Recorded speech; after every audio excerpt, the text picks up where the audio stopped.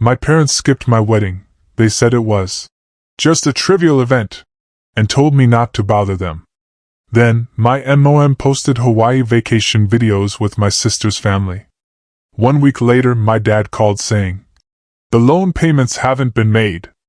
I replied, "Don't contact me about trivial matters." My wedding day should have been the happiest day of my life. Instead, it became the day I finally saw my parents for who they truly were, not the perfect family they pretended to be. The betrayal cut deeper than any knife, revealing a truth I'd spent decades trying to ignore. My name is Esther, and I'm a 29-year-old wedding photographer from Boston. The cruel irony of capturing hundreds of beaming brides, surrounded by their proud, loving parents, was never lost on me. Especially after my own small garden ceremony last year, an event my parents called trivial for someone at the bottom, an event they chose not to attend. Instead, they took a luxurious vacation to Hawaii with my sister.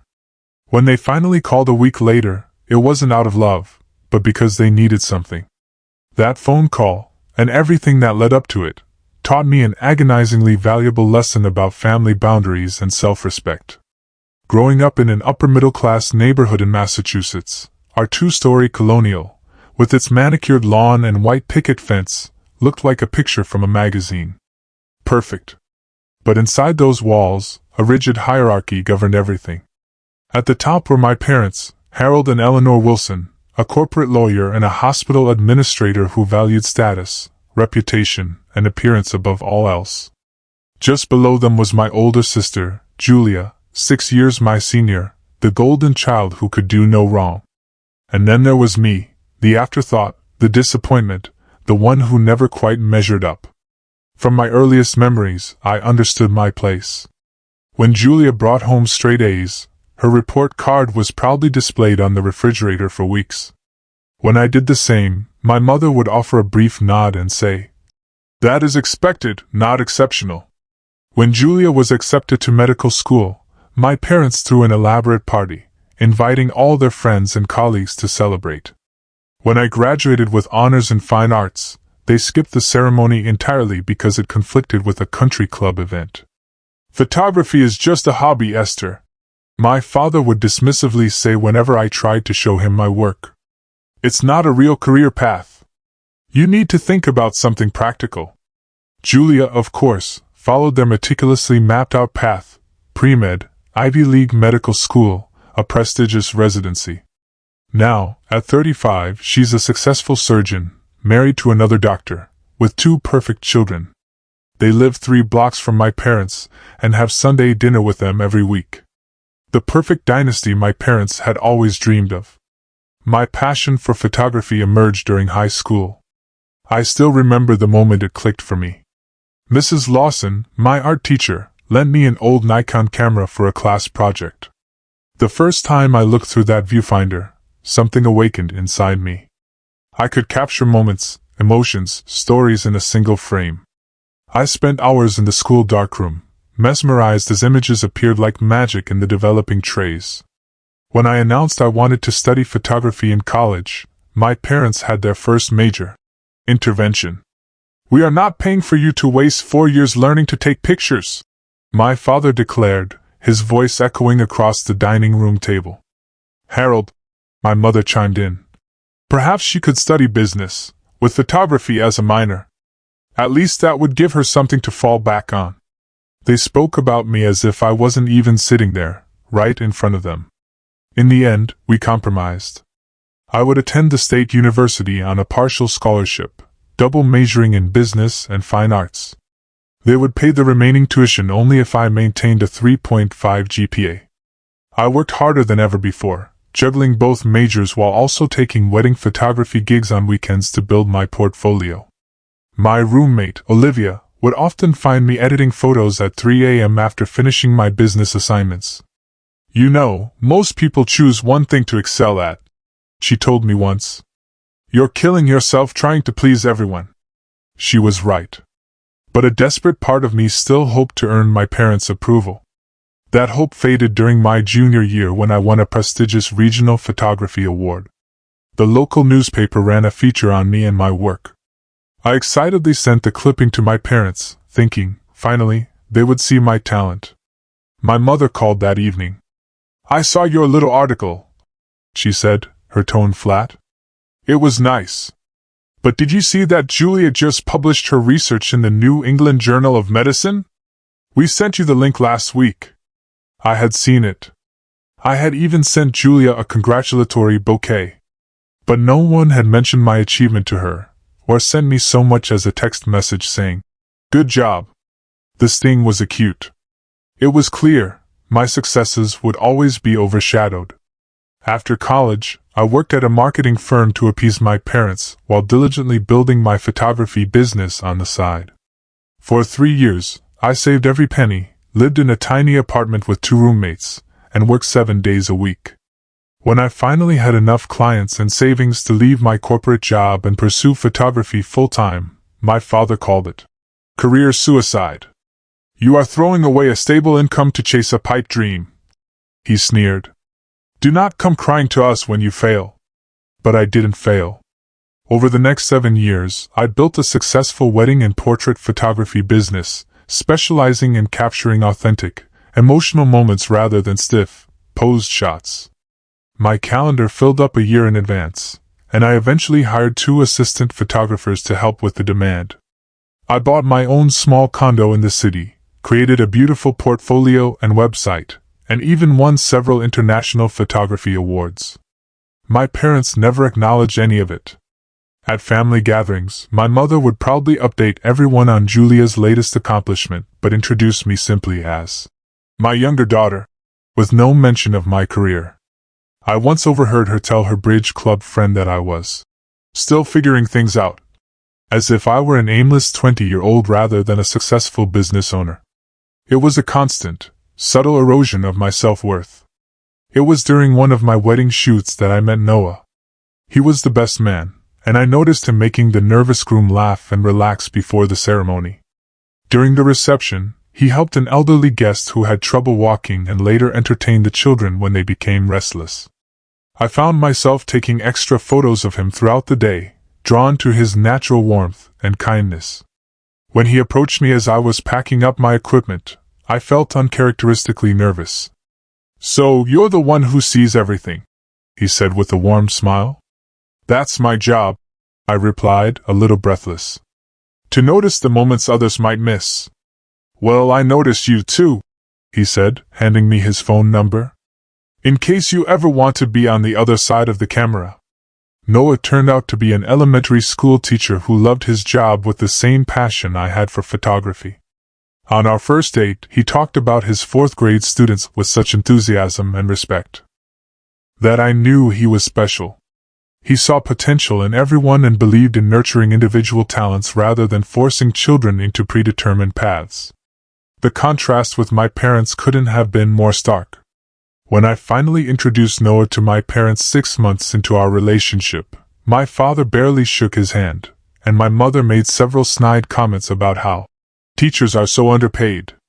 On the drive home, Noah asked why they seemed disappointed in him before they even got to know him.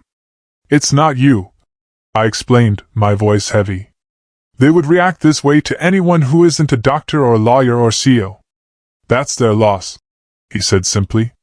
"Because they're missing out on knowing a pretty wonderful daughter." That was the moment I knew I wanted to build a life with Noah. He saw me for who I was and valued me unconditionally. In his eyes, I was never at the bottom of anything. As our relationship grew serious, I maintained minimal contact with my parents, monthly phone calls that lasted 10 minutes at most, obligatory visits on major holidays. I stopped seeking their approval and focused on building my life with someone who actually supported my dreams. Noah proposed on a crisp autumn morning during a hike to a waterfall we both loved. There was no elaborate setup or photographer hiding in the bushes, just the 2 of us surrounded by the red and golden leaves of a New England fall. He knelt on the damp ground, pulled out a simple but beautiful ring, and asked if I would share my life with him. The moment was perfect precisely because it was authentic, much like the photographs I tried to capture for my clients. "I know I'm just a teacher," he said after I said yes through happy tears. But I promise to support your dreams the way you support mine. You are never just anything, I told him. You are everything I want. We decided on a small garden wedding with 70 guests, a modest budget, and a focus on what truly mattered to us. As a wedding photographer, I had seen too many couples stress over elaborate details, losing sight of the meaning behind the ceremony. Noah and I wanted something intimate and meaningful rather than extravagant. I found a beautiful botanical garden venue that offered ceremony and reception space for a reasonable fee.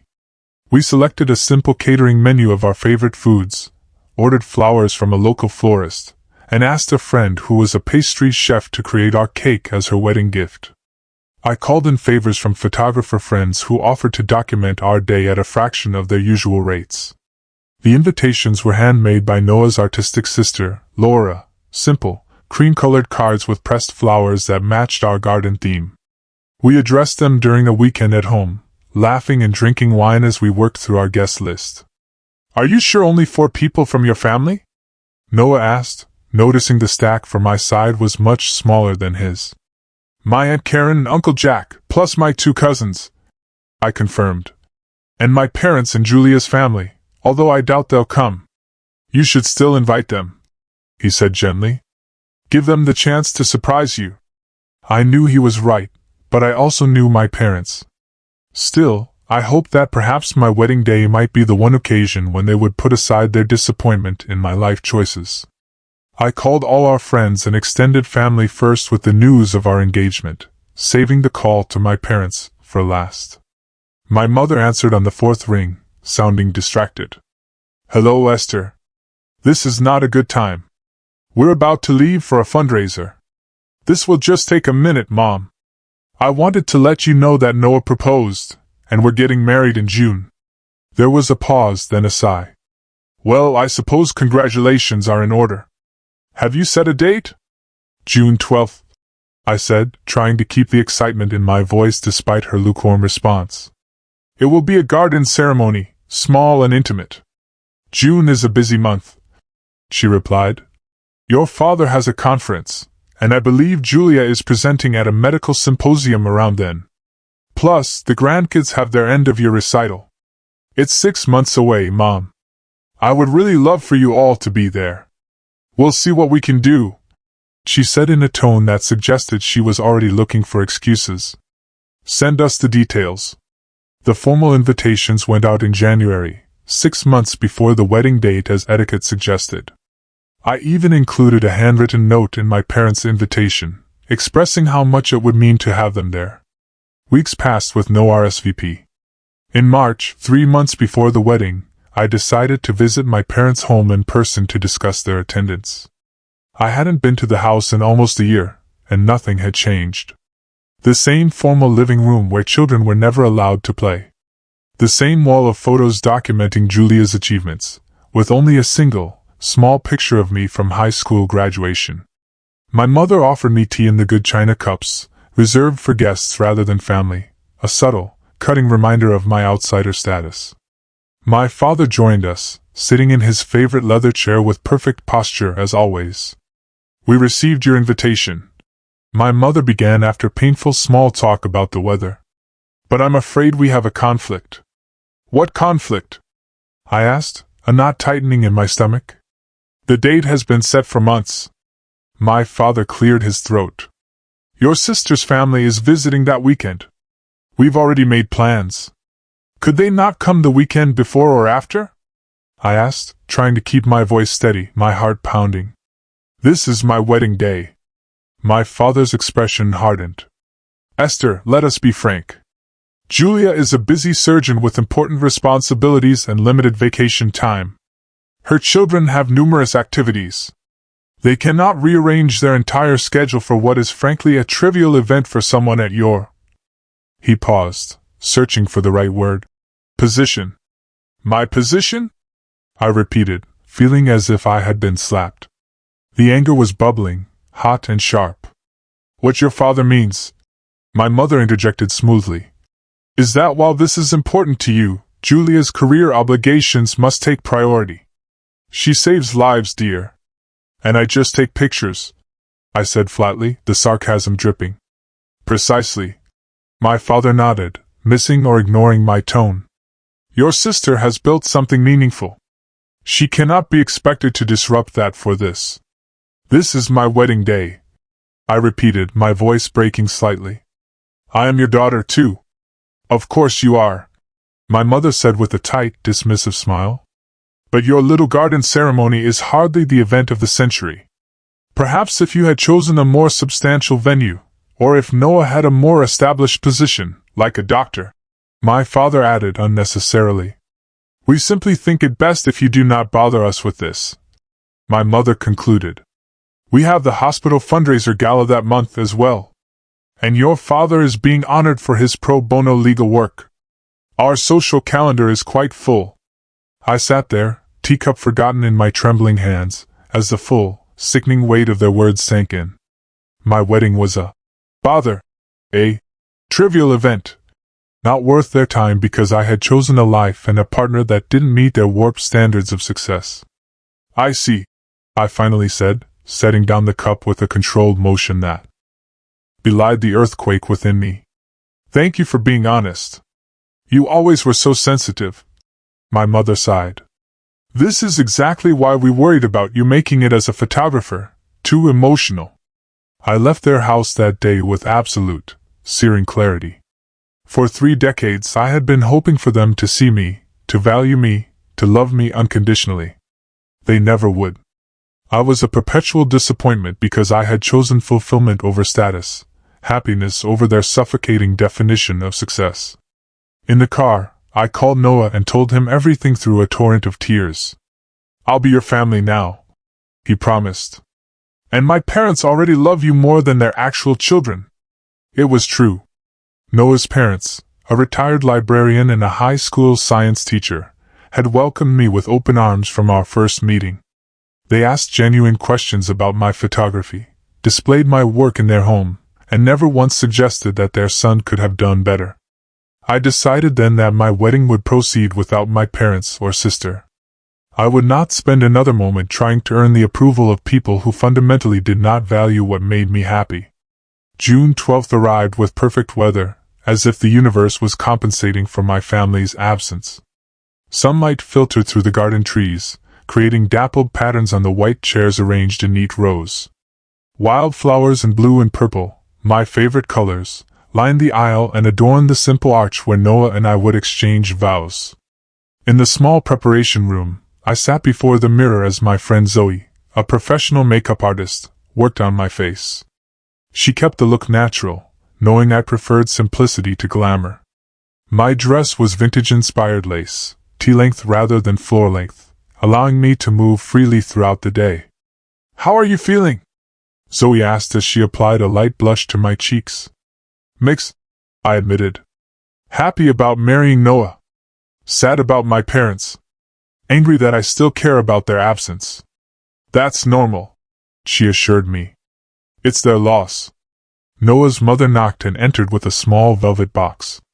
"I thought you might want something borrowed," she said warmly. "These were my grandmother's pearl earrings.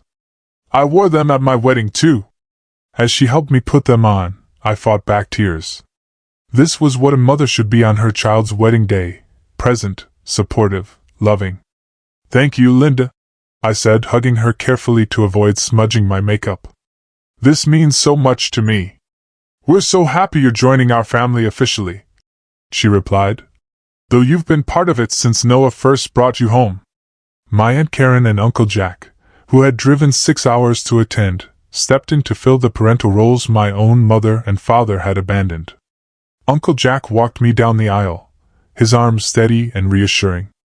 Aunt Karen sat in the front row where my mother should have been, beaming with genuine happiness for me. The ceremony was everything I had hoped for. Noah's vows made everyone laugh and cry in equal measure. Mine were more reserved but no less heartfelt. When the officiant pronounced us husband and wife, the small gathering of friends and chosen family erupted in cheers that seemed to fill the garden and my heart completely.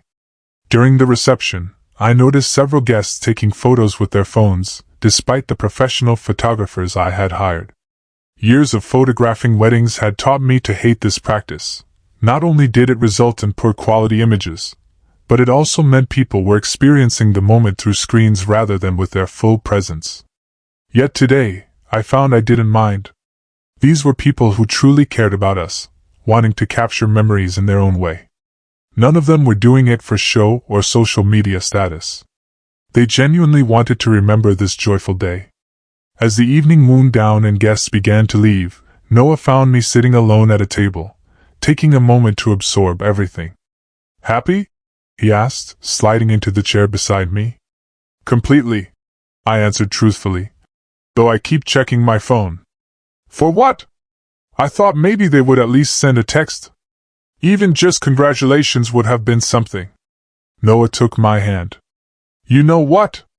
Let's make a pact right now. This is the last time today that we think about who wasn't here. From this moment on, we focus only on who was here, and who will be here for all our days ahead." He was right, of course. I put my phone away and rejoined the celebration, dancing with our remaining guests until the venue staff began subtly cleaning up around us. Later that night, in our hotel room, curiosity got the better of me. While Noah was in the shower, I checked my phone once more. No messages from my parents or sister, but several notifications from social media. Without thinking, I clicked on my mother's profile, which I rarely view these days. What I saw made my blood run cold. My mother had posted photos and videos throughout the day, not of an empty house missing a wedding, but of a beach in Hawaii. The timestamp on the first post was from 3 days earlier. There she was, smiling broadly with my father, sister, brother-in-law, niece, and nephew on the shores of Maui. The caption read, "Perfect family vacation with the people who matter most."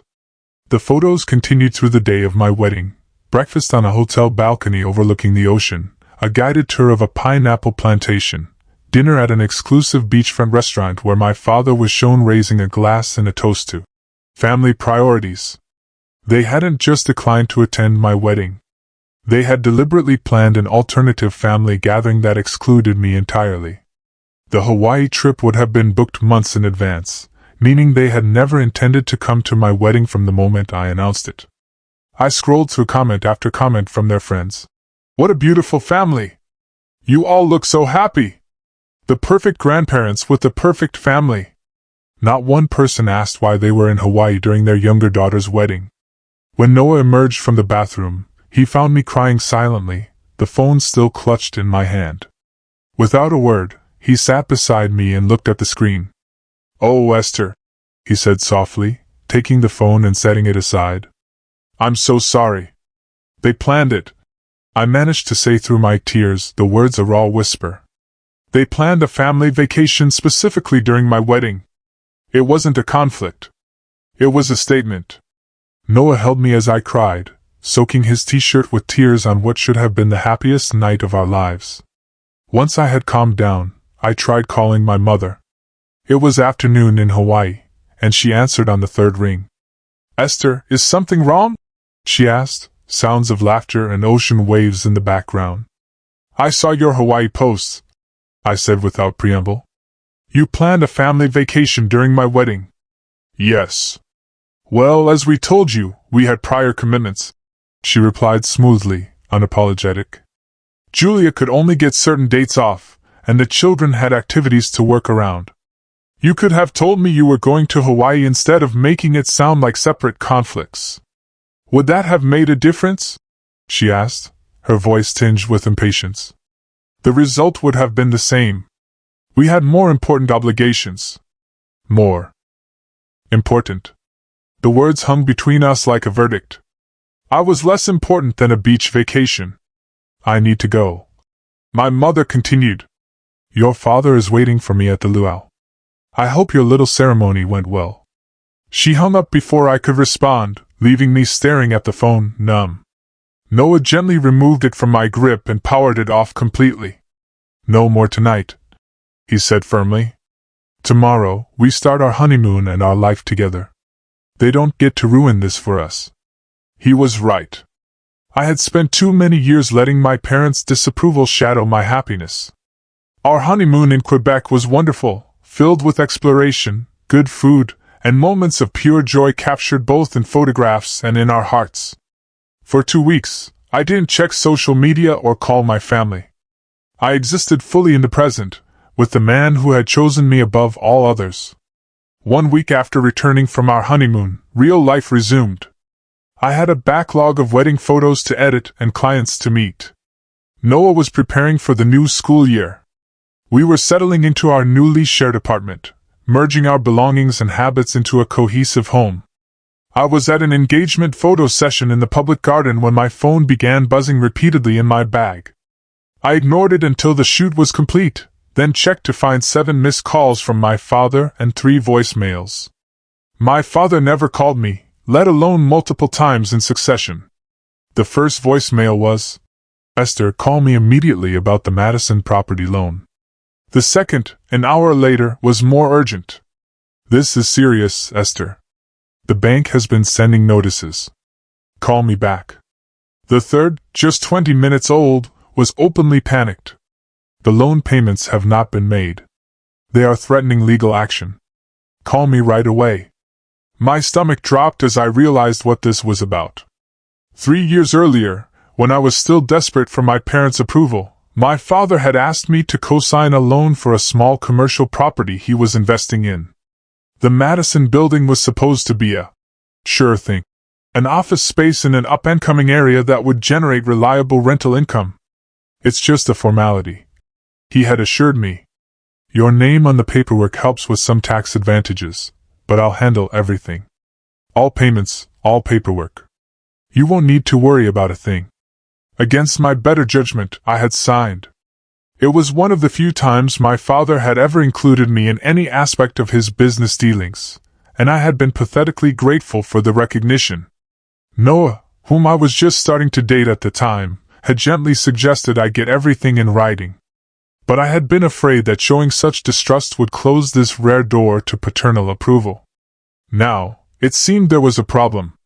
I finished packing my equipment and called my father from a park bench. Finally, he answered on the first ring. "Where have you been?" "This is an emergency." "I was working, Dad," I replied, trying to keep my voice even. "What's going on with the Madison loan?" "The management company I hired has been incompetent," he said, anger evident in his voice, though I suspected it was laced with fear. "The building has been half empty for months, and they failed to inform me. The rental income has not been covering the loan payments." "But you've been making the payments anyway, right?"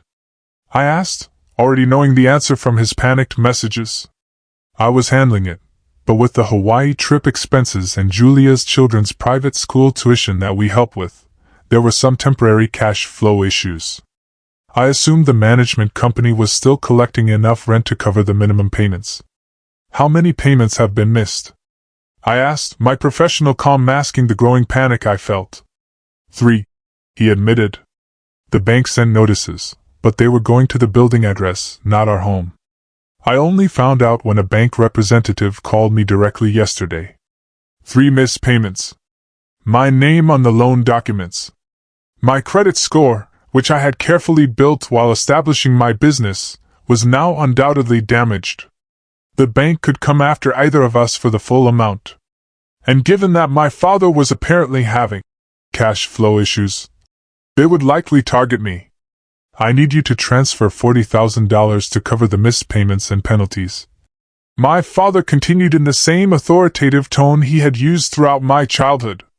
"Once that is cleared, we can discuss restructuring the loan or possibly selling the property." $40,000? I repeated, stunned. "Dad, I don't have that kind of money just sitting around. I just paid for a wedding and honeymoon. Surely your business has emergency funds." He pressed, a desperate edge in his voice. "This is a family emergency, Esther. Your credit is at stake, too." The irony was not lost on me. My wedding had been a trivial event, not worth attending, but my financial resources were suddenly considered family property, to be called upon in a crisis. "I need some time to figure this out," I said, trying to keep my voice steady, my mind racing. "I'll call you tomorrow." "This cannot wait," he insisted. "The bank is threatening to begin foreclosure proceedings by the end of the week." Then it has already waited too long, I replied, a new steel entering my voice. I'll call you tomorrow. I hung up and immediately called Noah, then our financial advisor, then a lawyer friend who specialized in real estate. The picture that emerged from these conversations was worse than I had initially thought. The property had been poorly managed for nearly a year. My father had missed not 3, but 5 payments, with the first 2 having been automatically covered by a reserve fund he had established at the beginning, which was now depleted. The bank was within its rights to demand immediate payment of the missed amounts plus penalties. If we didn't comply, they could foreclose on the property, and still come after both co-signers for any remaining balance if the sale didn't cover the loan. Furthermore, my credit score had already dropped nearly 100 points, potentially affecting everything from our ability to refinance our mortgage to the interest rates on our credit cards. That night, Noah and I sat at our kitchen table, surrounded by financial documents and legal papers. I can't believe he let it get this bad before telling me, I said, rubbing my temples, a bitter taste in my mouth. And the timing, right after they skipped our wedding for a luxury vacation that apparently contributed to their cash flow problems. It seems like more than coincidence. Noah agreed, his eyes full of concern. The question is, what do we do now? We had options, none of them particularly good. We could liquidate a portion of my business savings to cover the missed payments, essentially rewarding my father's irresponsibility. We could try to force the sale of the property quickly, potentially at a loss. Or we could let it go to foreclosure, which would damage my credit for years but might be financially better in the long run. I need to understand why this happened, I said, finally, my jaw set. Before I decide anything, I want the full picture. The next morning, I met with our financial advisor again, this time armed with all the questions I should have asked 3 years ago. She helped me request a complete financial and occupancy history for the Madison property. What we discovered was troubling. The building had never been fully occupied. The sure thing investment had been struggling from the beginning, with my father constantly withdrawing any profit as soon as it accumulated, rather than building a proper reserve fund. The management company had indeed been sending reports, just not to the address my father had claimed. Most tellingly, my father had stopped making payments right around the time he would have been booking and paying for the Hawaii vacation. It looks like robbing Peter to pay Paul, my financial advisor said bluntly. Except in this case, you are Peter. I felt a cold clarity descend over me. This wasn't just financial mismanagement. This was my father prioritizing a luxury vacation with his real family over his legal and ethical obligations to a loan that could financially devastate me. When I called my father back that evening, I was calm, collected, and prepared. I have reviewed the Madison property financial records, I began. How did you access those? He interrupted, sounding alarmed. I'm a co-signer on the loan, Dad. I have legal rights to that information. Why did you start missing payments exactly when you booked the Hawaii trip? That is entirely unrelated, he blustered, his voice rising. And irrelevant to the current situation. Have you arranged the transfer to cover the missed payments? No, I said simply. I have not. What do you mean, no? This affects your credit, Esther. Be reasonable. I am being reasonable. In fact, I have consulted with financial and legal advisors to determine the most reasonable course of action. Which is? He demanded. I'll tell you tomorrow, I replied. I need one more day to finalize the details. We don't have time for your games, he snapped. This is serious. Yes, I agreed. It is serious. Just like my wedding was serious to me. I hung up before he could respond. Then I turned to Noah, who had been sitting beside me, holding my hand throughout the call. Are you sure about this? He asked quietly, his eyes searching mine. Absolutely. I nodded. For the first time in my life, I'm going to treat my parents exactly the way they have treated me. The next 24 hours were a flurry of activity. I met with the lawyer again to understand exactly what my legal obligations and options were regarding the loan. I spoke with a credit repair specialist about mitigating the damage to my credit score. I consulted with a real estate agent about the actual market value of the Madison property versus what my father claimed it was worth. What emerged was a picture of my parents' finances that surprised me. Despite their upper-class lifestyle and apparent wealth, they were significantly overextended. The Madison property was just one of several investments that were underperforming. They had taken out a second mortgage on their home to help Julia buy her house. They were contributing substantially to my niece and nephew's private school tuition and extracurricular activities, and they maintained memberships at 2 exclusive clubs that cost thousands annually. In short, they were living beyond their means while projecting an image of success and financial stability. The Hawaii vacation had been charged to a credit card already near its limit. My father's law practice, while prestigious, had been losing clients to younger, more tech-savvy firms. My mother had recently reduced her hospital administration hours but not her spending habits. They were not on the verge of bankruptcy, but they were far from the secure position they had always projected. And now they expected me, the daughter they had dismissed and devalued, to bail them out. Armed with this knowledge and a clear plan, I called my father exactly 24 hours after our last conversation. "Finally," he answered, his voice tight.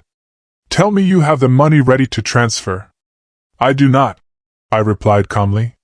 "Esther, this is no time for petty revenge because we missed your wedding. This is a financial emergency. Do not contact me about trivial matters," I said, using the exact words and dismissive tone my mother had used about my wedding. There was a moment of shocked silence on the other end of the line. "What did you just say?" he finally sputtered. "Trivial matters," I repeated. "Like loan payments, or foreclosures, or credit scores. They are trivial compared to the important things in life, wouldn't you agree?"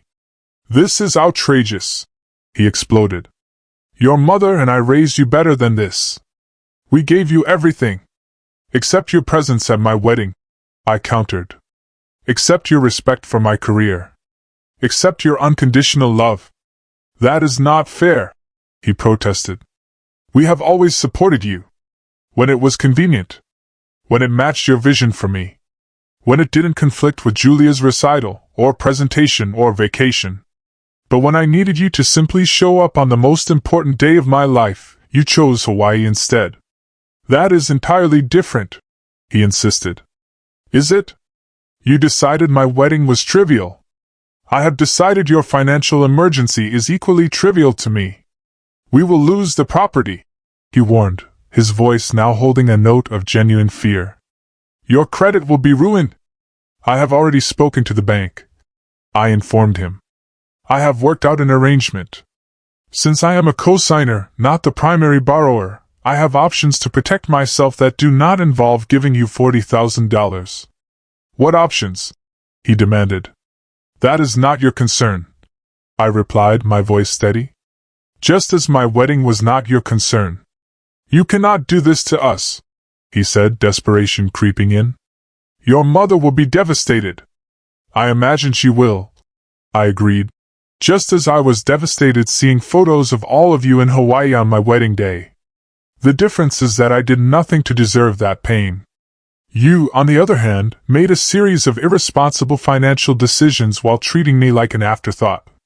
Midway subscribe line, by the way, if this story is resonating with you, please take a second to hit that subscribe button. More unbelievable stories are coming, and you definitely don't want to miss them. "We are your parents," he said, as if that single fact should override everything else. "Yes," I acknowledged, "and I have spent 30 years trying to earn your love and approval. I am done with that now. I will protect myself financially from your decisions, and I will no longer accept being treated as less valuable than my sister or a beach vacation. You will regret this," he warned. "When you calm down and think rationally, you will see that family has to come first." "I completely agree," I said. "Family should come first. Remember that the next time you have to choose between a luau and your daughter's wedding." I ended the call and sat in the sudden silence of my living room. Noah, who had been beside me throughout, wrapped his arms around me. "How do you feel?" he asked softly. Lighter. I realized, a wave of profound relief washing over me.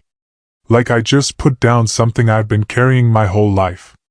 The weight had been the constant effort to earn their approval. The persistent hope that someday they would value me as much as they valued Julia. Setting down that burden was both terrifying and liberating. The arrangement I had worked out with the bank was straightforward. I would not be contributing any money to catch up the missed payments. Instead, I had negotiated to have my name removed from the loan in exchange for a lien against my portion of any eventual inheritance from my parents. It was an unusual arrangement that the bank had initially resisted, but my lawyer had been persistent, and my excellent business credit history had helped. My father would now have to deal with the consequences of his financial decisions without using me as a safety net. The property would likely go into foreclosure unless he could find the money elsewhere. My credit would take a hit, but with the documentation of the situation and my proactive approach, the credit repair specialists believed we could mitigate much of the damage within a year. Most importantly, I had finally stood up for myself in a way my parents could not ignore or dismiss. I had valued myself when they would not. The fallout was swift and extensive. Within 24 hours of my conversation with my father, my phone began buzzing with messages from extended family members. Apparently, my parents had wasted no time in sharing their version of events. My Aunt Sophia, my mother's sister, sent a lengthy text expressing her disappointment in my abandonment of family in their time of need. My cousin Robert, who had always been close to Julia, left a voicemail suggesting I was being childish and vindictive. Even my grandmother, usually neutral in family conflicts, called to ask if I had really refused to help your poor father with a temporary financial setback. None of them mentioned the wedding. None of them acknowledged that my parents had chosen a vacation over one of the most significant days of my life. In the narrative they were spreading, I was the ungrateful daughter who had turned her back on family loyalty over petty grievances. Julia called 3 days after my conversation with my father. I almost declined the call but decided it was better to hear what she had to say. You need to fix this, she said without preamble. Dad is a mess, and Mom hasn't stopped crying. Hello to you too, Julia, I replied calmly. How was Hawaii? Is that what this is about? You're punishing them because they missed your wedding? She scoffed. Grow up, Esther. Life is not all about you. The irony of this statement from the sister who had been the center of our family universe for 3 decades was not lost on me. This is about boundaries, I explained, and consequences. Dad made financial decisions that put my credit and financial future at risk without consulting me. Then he expected me to bail him out without question right after demonstrating how little my major life events matter to any of you. We had planned that trip for months, she argued. The kids had activities they had to work around. My hospital schedule is incredibly rigid. And yet somehow you all managed to coordinate for the Hawaii trip perfectly, I pointed out. Just not for my wedding. That was different, she insisted. Yes, it was, I agreed. One was a vacation, the other was your only sister getting married. You know what your problem is, Esther? You have always been jealous of me, of my success, my family, my relationship with Mom and Dad. This is just your way of getting attention. I don't want their attention anymore, Julia. I just want to be treated with basic respect, which apparently is too much to ask. Did you know Dad used the Hawaii trip money instead of making loan payments that my name is on? That he put my financial future at risk so you could all have Mai Tais on the beach? That is not what happened, she protested, though with less certainty. Ask him, I suggested. Ask for the bank statements and payment records. See when the payments stopped and when the Hawaii trip was booked. There was silence on the other end of the line. Look, I continued more gently, I have never been jealous of you. I chose a different path that makes me happy. All I ever wanted was for them to respect that choice and show up for the important moments the way they always have for you. Is that really so unreasonable? I have to go, she said abruptly. The kids need dinner. We'll talk about this later. But we did not talk about it later. Julia retreated into silence, neither defending me to our parents, nor continuing to attack me directly. She had always avoided conflicts that did not directly benefit her, and this was no exception. Noah was my rock throughout the family drama. He never once suggested I reconcile for the sake of peace or give in to the mounting pressure. Instead, he helped me document everything carefully, preserving emails, text messages, and financial records that showed the true sequence of events. When I worried that I was being too harsh, he gently reminded me of all the years I had accepted their dismissive treatment. "You are not cutting them off," he pointed out. "You are just requiring the same respect you give them. That is healthy, not harsh." To my surprise, a few family members actually reached out in support once they heard my side of the story. My Aunt Karen, who had walked me down the aisle, called to tell me she was proud of me for finally standing up for myself. "Your mother has always played favorites," she said bluntly. "I love my sister, but she has done you no favors by treating you as less than. It's about time someone called her on it." My cousin Danielle, who had distanced herself from family gatherings years ago for reasons I had never fully understood, sent me a simple text. "Welcome to the other side.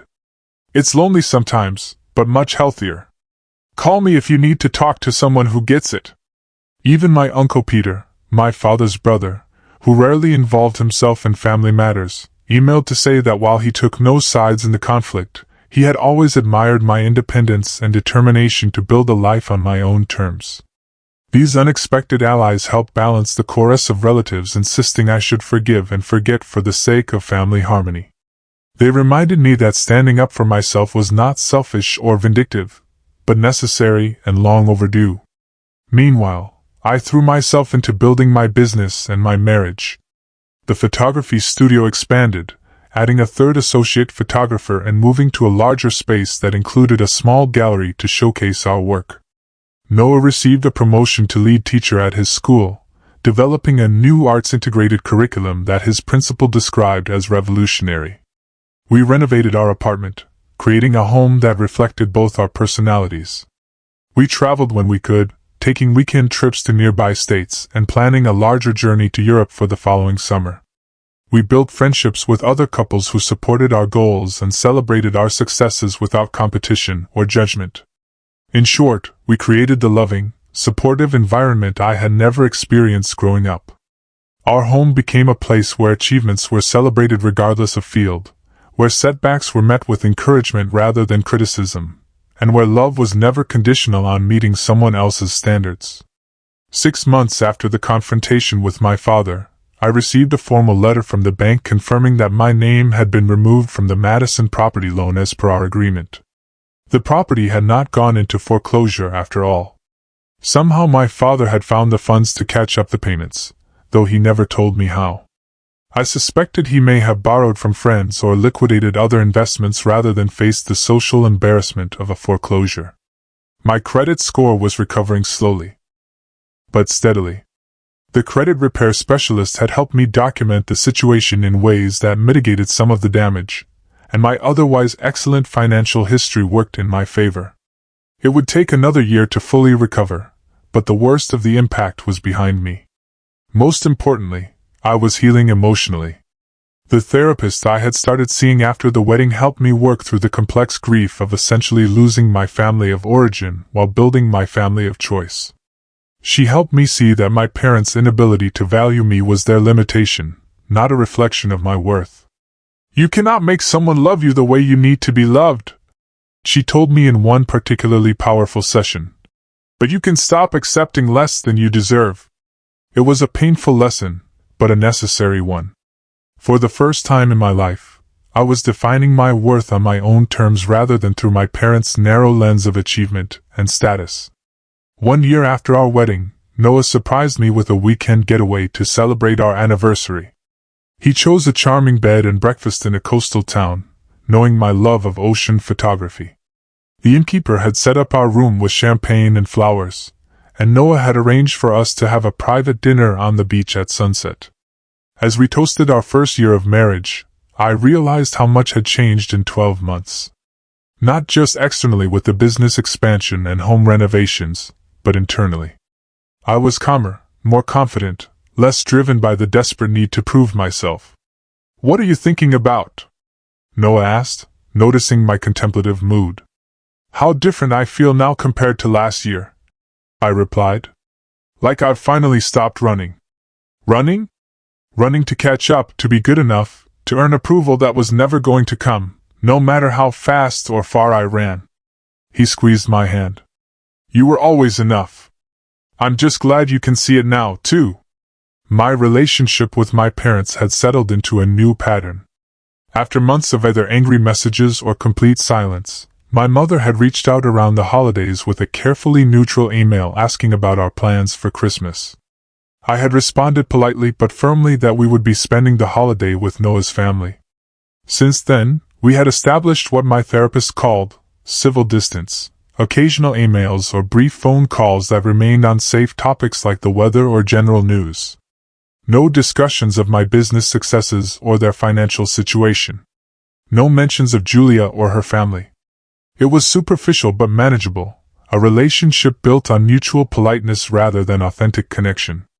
I had accepted that this was likely all we would ever have. My parents were too set in their values and perceptions to truly change, and I was no longer willing to contort myself to fit their expectations. The distance between us was the natural consequence of 30 years of conditional love meeting its first real boundary. What surprised me was how much peace I found in this acceptance. The constant ache of seeking approval had been replaced by the quiet confidence of knowing my own worth. I still had moments of sadness about what might have been, but they no longer overwhelmed me or defined my days. My business continued to thrive with a growing reputation for capturing authentic moments rather than posed perfection. A prestigious wedding magazine had featured my work in their spring issue, calling my style revolutionary in its emotional honesty. The feature had brought in a wave of new clients, allowing me to raise my rates and be more selective about the weddings I accepted. Noah and I had started discussing children, a conversation that brought both excitement and anxiety. I worried about repeating patterns, about somehow transmitting the conditional love I had experienced to a child of my own. "But you are not your mother," my therapist reminded me when I shared these fears. "You have done the work to recognize those patterns. That awareness alone is a powerful preventative." She was right, of course. The very fact that I worried about repeating my parents' mistakes meant I was unlikely to do so unconsciously. Noah and I were building our relationship and potential future family on a foundation of acceptance and support rather than expectation and comparison. In March, just as we were seriously considering starting a family, my Uncle Jack passed away unexpectedly from a heart attack. His funeral was the first time I would see my parents and sister face to face since the confrontation over the loan. I considered not attending, but Uncle Jack had been one of the few family members who had consistently shown up for me. He deserved to be honored regardless of my discomfort with the family dynamics his funeral would entail. Noah and I flew to Chicago for the service, booking a hotel rather than staying with relatives to maintain some emotional distance. The funeral was well attended, a testament to my uncle's wide circle of friends and positive impact on his community. My parents arrived just before the service began, looking older than I remembered. My father's hair had gone completely gray, and my mother seemed to have lost weight. They nodded stiffly in my direction but made no move to approach. Julia and her family sat with them in the front row, while Noah and I chose seats several rows back with my Aunt Karen. After the service, during the reception at my aunt's house, I was helping arrange food in the kitchen when my mother entered. We stood awkwardly for a moment before she spoke. "Your photography business seems to be doing well," she said. "I saw the magazine feature." I was surprised she knew about it. "Yes, it has been a good year professionally. Your father and I are selling the house," she continued, rearranging cookies on a tray unnecessarily. "It's too big for just the two of us now." "I'm sorry to hear that," I said, unsure what response she wanted. "We found a nice condo closer to Julia's family. Smaller, but adequate for our needs." I nodded, recognizing the financial reality behind the downsizing, but choosing not to comment on it. The Madison property sold last month, she added. Not for what your father had hoped, but enough to clear the loan. I'm glad it worked out, I said sincerely. While I had stood my ground about not bailing them out, I had never wished for their financial ruin. We lapsed into silence again, the weight of all that remained unsaid hanging between us. Finally, my mother straightened her shoulders in the familiar way that signaled she had made a decision. Your father and I may have been hasty in our assessment of your wedding, she said carefully. We regret missing it. It wasn't quite an apology, more an acknowledgement that their actions might have been questionable. From my mother, it was significant nonetheless. Thank you for saying that, I replied, a surprising warmth spreading through my chest. It means something to hear it. Another pause. Then she added, Noah seems like a good man. The best, I confirmed, a small smile touching my lips. He makes me very happy. She nodded once decisively, then picked up the tray of cookies. I should get these out to the guests. It was a small exchange, barely 5 minutes of conversation, but it represented the first crack in the wall between us. Not reconciliation, not yet, but perhaps the beginning of a more honest relationship, one built on who we actually were rather than who she had always wanted me to be. 2 months after the funeral, I discovered I was pregnant. Noah was ecstatic, spinning me around our living room when I showed him the positive test. We agreed to wait until the first trimester was complete before sharing the news widely. But the prospect of becoming parents filled our home with a new energy and purpose. When it came time to tell our families, we invited Noah's parents over for dinner and shared the news in person, resulting in happy tears and immediate offers of babysitting and nursery furniture. For my parents, I chose a simple phone call, bracing myself for a lukewarm response. To my surprise, my mother actually gasped with what sounded like genuine pleasure. A baby? Oh, Esther, that is wonderful news. When are you due? December 15th. I told her. Just before Christmas. Your first Christmas as parents, she said, a wistfulness in her voice I had rarely heard. It will be magical. We talked for nearly 30 minutes, longer than any conversation we had shared in over a year. She asked practical questions about my health and prenatal care, but also more emotional ones about how I was feeling about becoming a mother. For once, she seemed to be truly listening to my answers rather than formulating her next point. As we were about to hang up, she hesitated, then said, Your father and I would like to visit after the baby comes. If that would be all right with you and Noah. It was an unexpected olive branch, one that both touched and terrified me. The thought of my parents in my home, holding my child, brought up a complex mix of hope and anxiety. Let's plan for that once the baby arrives, I said carefully. I'm not sure what those first few weeks will be like. Of course, she agreed quickly. Just let us know when you are ready. We can wait. The last 3 words struck me forcefully. We can wait. Had my parents ever waited for anything related to me before? Had they ever adjusted their expectations or schedules to accommodate my needs rather than demanding I accommodate theirs? It was a small thing, but it suggested a shift, however slight, in our dynamic. As my pregnancy progressed, I found myself reflecting deeply on my own childhood and the kind of parent I wanted to be. I journaled extensively, processing memories and feelings with an intensity that sometimes surprised me. My therapist helped me distinguish between the patterns I wanted to break and the values I wanted to maintain, between legitimate fears and catastrophic thinking. One entry I wrote during my 7th month particularly captured my journey. I used to think love was something you earned through achievement, appearance, or compliance. That belief shaped every relationship in my life until Noah showed me that real love is about being seen and accepted exactly as you are. My child will never have to earn my love. They will have it from their first breath. Regardless of their talents, choices, or path in life, they will know with absolute certainty that while I may not always understand them, I will always love them. That is my promise and my healing.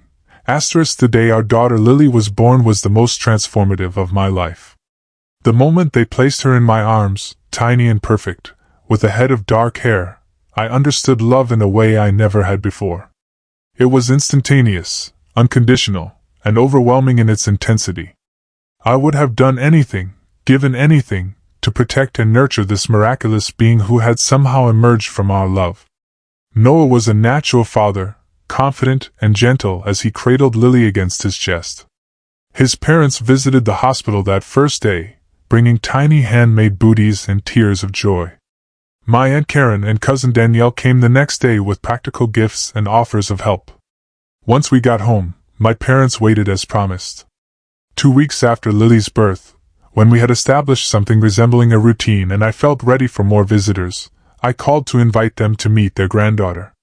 They arrived bearing gifts that showed more thought than I had expected: a beautiful handcrafted wooden music box that played a lullaby, a collection of classic children's books, a tiny silver bracelet that my mother explained had been hers as a baby. "It should stay in the family," she said as she handed me the small velvet box. "For your daughter now." Watching my father hold Lily with uncharacteristic tenderness, I saw a side of him I had never witnessed before.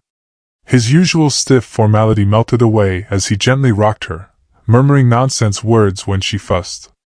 "She has your eyes," my mother observed, hovering nearby. "The same shape." "Noah thinks she has my stubborn chin too," I replied with a smile. "That will serve her well," my father said unexpectedly. "Determination is a valuable trait." It was perhaps the first time he had ever framed my stubbornness as a positive quality rather than a character flaw to be corrected. I met his eyes over Lily's head and saw something new there. Not quite approval, but recognition. Acknowledgement of who I was rather than disappointment in who I was not. Our relationship remained complex and sometimes strained.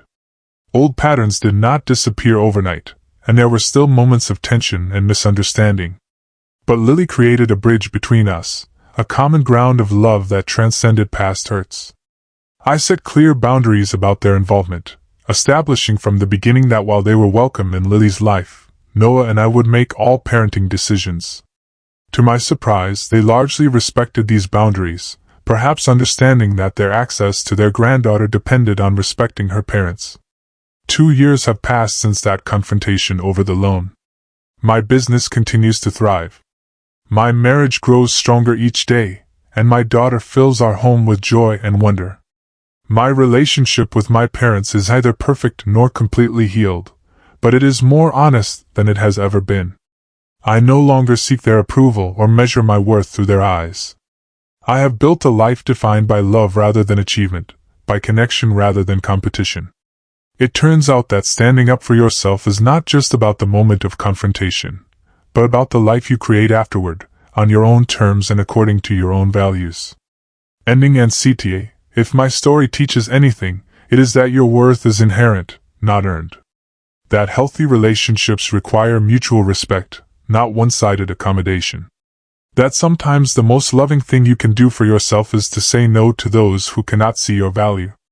And that trivial events, like weddings and loan payments, often reveal the most profound truths about who truly matters in our lives, and how we should allow ourselves to be treated. Have you ever had to set boundaries with family members who didn't value you or your choices? What helped you find the courage to stand up for yourself? Tell me what you think in the comments below. I really want to know. Thanks for watching. Take care.